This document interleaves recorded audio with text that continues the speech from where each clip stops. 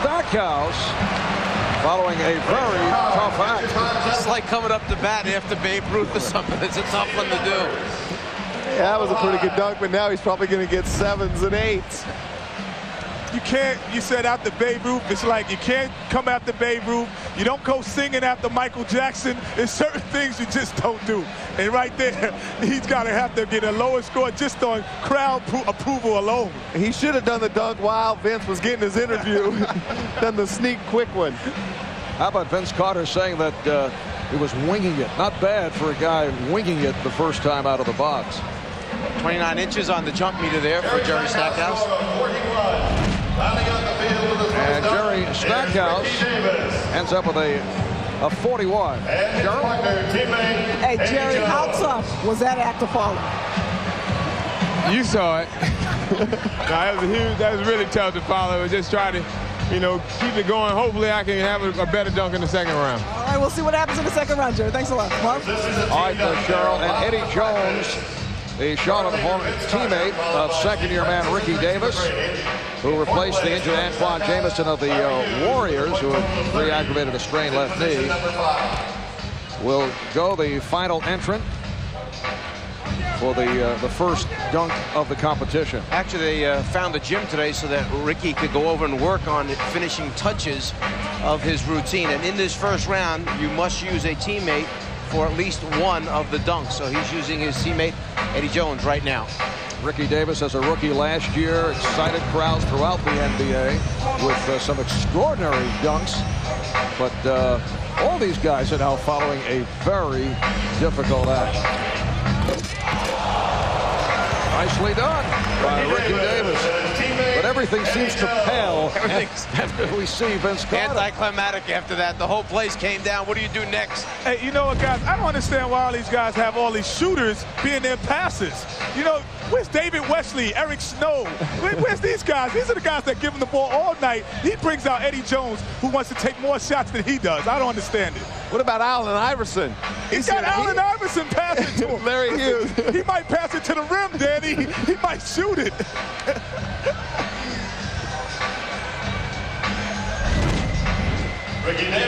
So the tally on Ricky Davis is 40. Vince Carter with a 50. Tracy McGrady and Steve Francis with 45. And a look at the first round after the opening dunk.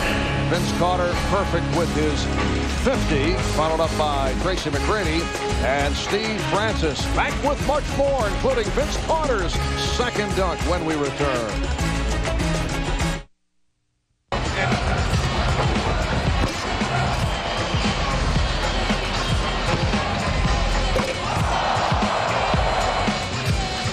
We welcome you back to the Bay Area, the site of the NBA All-Star Weekend. And what an opening for Vince Carter. And Jerry Stackhouse of the Detroit Pistons. Ricky Davis getting some help from teammate Eddie Jones. But people are still buzzing about last year's Rookie of the Year, Vince Carter. Vince Carter showing us perfection with the 50, 45 apiece for Tracy McGrady and Steve Francis. Back to the top of the lineup, Larry Hughes of the Philadelphia 76ers. Larry's got to make sure that he finishes this dunk off so he has a chance in these last two dunks to advance.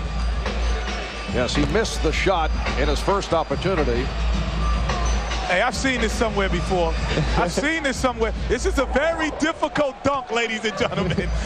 This is very difficult if you can catch it. Now the judges have to rule whether or not he's allowed to do it one more time. He gets one more time in my book, because once you don't touch the basketball, you get another one. But he's bouncing it too hard. He's bouncing the basketball too hard. You have to do it like a regular bounce pass, because the ball is your adrenaline flowing. The ball's going to hit the rim no matter what. We asked Rod Thorne from the NBA this morning, how many opportunities do you get? And I guess they will give an extra shot. The feeling was it would be 3. You know, if it was baseball, he'd be gone. That's all I'm going to say. Strike 3, you're out. He'd be gone if it was baseball. I right, Larry Hughes taking a different direction to the dunk attempt. And once again, we'll see a string of sixes. Larry hearing it from the crowd as he lays it in.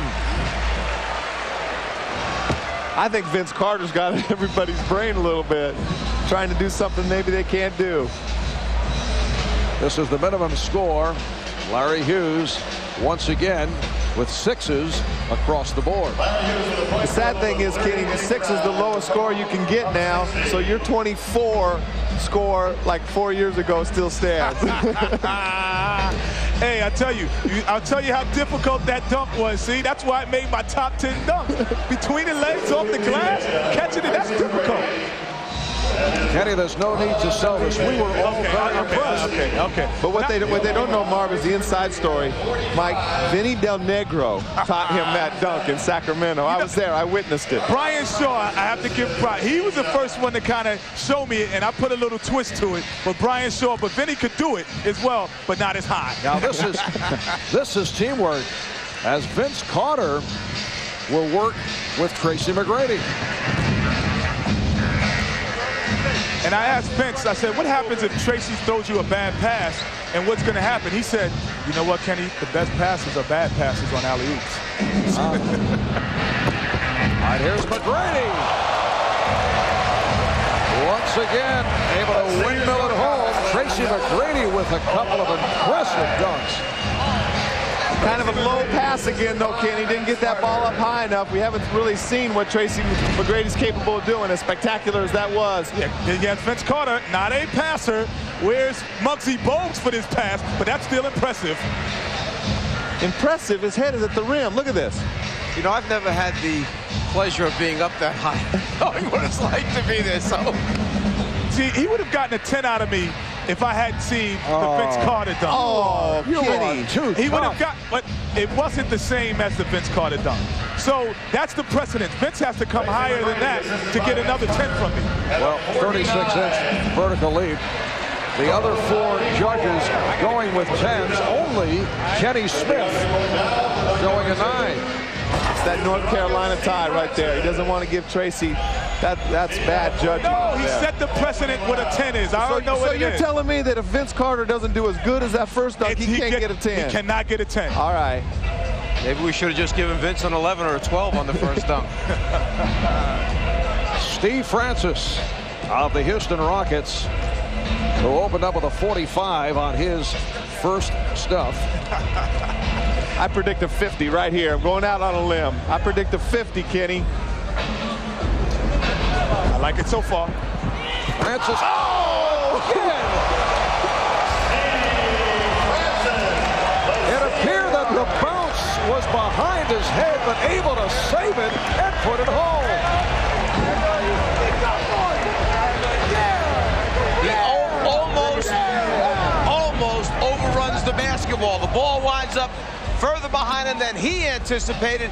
Here he gets going. The ball stays behind. Let me reach back, grab it, and finish. Whoa. What do you have for us over there, Ken? Oh, I got to give him the 10 on that one, ladies and gentlemen, because, like you said, the ball is so far behind him that he actually hits his ankle with the basketball. Watch it hit his ankle. He's going to come back. The jump meter's not 38. It must be wrong, because that has to be over 38. All right, let's check in with Craig Sager. Craig? Well, George, you scored low at the beginning, but you've come up now with a 10 for Vince and a 10 now, and this last one for Stevie Francis. What's impressed you? Well, you know, what impressed me about Stevie Francis is his size and then his creativity for a guy his size. You know, that's pretty difficult to do. And that's a 10. And Rick, what'd you try to give Vince? Listen, I wanted to give Vince a 12, but, you know, he has to understand that he's a lot tougher on him. Hey, I'm a white guy that couldn't jump. I'm impressed with all of this stuff.